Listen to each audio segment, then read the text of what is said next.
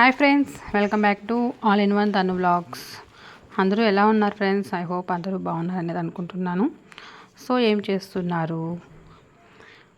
So friends, ఇంక ఈరోజు video వచ్చేసి నేను ఇలా బెల్లంతో గవ్వలు చేస్తాం కదా గోధుమ పిండితో.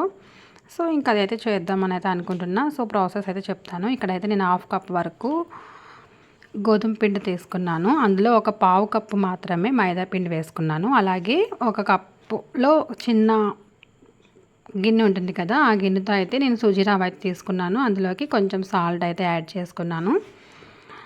సాల్ట్ యాడ్ చేసుకొని అందులోకి మనం కాచి చల్లార్చిన నెయ్యి అయితే ఉంటుంది కదా, సో ఇంకా నేనైతే వేసుకున్నాను అనమాట. ఎక్కువ నెయ్యి వేసుకుంటే మనకి మెత్తగా సాఫ్ట్గా అయితే ఉంటాయన్నమాట. సో ఈ విధంగా చపాతీ పిండిలాగా కలిపేసుకున్నాను. అంటే మరీ గట్టిగా కాదు, లూజ్గా కాదు, ఈ విధంగా అయితే కలిపేసుకుని నేను ఒక 5 to 10 minutes అయితే మూత పెట్టేసి పక్కన పెట్టేసుకున్నాను.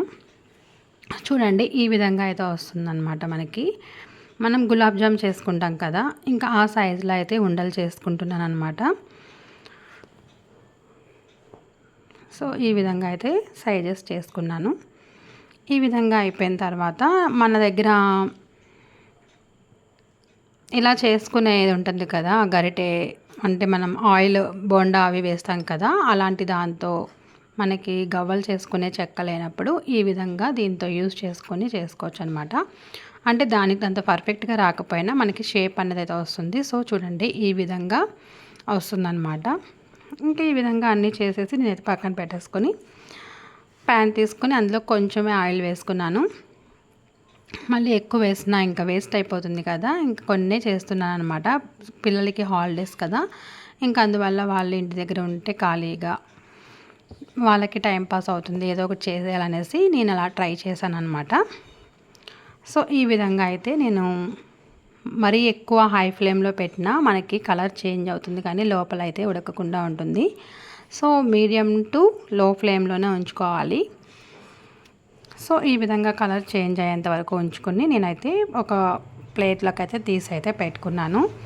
నేను ఒక 1/2 kg మనం పిండి తీసుకున్నాం కాబట్టి పావంత అయితే బెల్లం అయితే తీసుకుంటున్నాను. అందులోకి మనం టీ గ్లాస్ తాగేంత వాటర్, దానికంటే కొంచెం వాటర్ అయితే వేసుకొని ఒక 5 to 10 minutes మనం పాకం వచ్చేంత వరకు ఇలా పెట్టుకోవాలన్నమాట.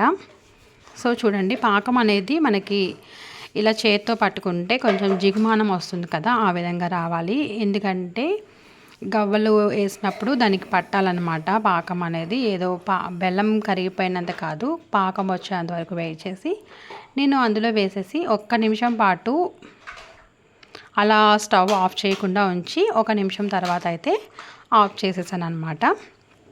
సో ఇంకా ఈ విధంగా అయితే చల్లారిపోయిన తర్వాత నేను ఇంకా అలాగే మనం గులాబ్ జామ్ అయితే ఎలా ఉంచుకుంటాము 15 to 20 minutes అలా ఉంచుకుని ఈ విధంగా వస్తుంది చూడండి మెత్తగా అనేది. సో మీకైతే చూపించడం కోసం అయితే ఇలా చేశాను అనమాట. సో నచ్చితే కనుక మీరు కూడా ఈ విధంగా ట్రై చేయండి. కొంచెం నేను పాకం లేకుండా పక్కకి సైడ్కి పెట్టేశాను. సో ఫ్రెండ్స్, ఇంక ఇదండి ప్రాసెస్. నచ్చితే కనుక లైక్ చేయండి. బాయ్.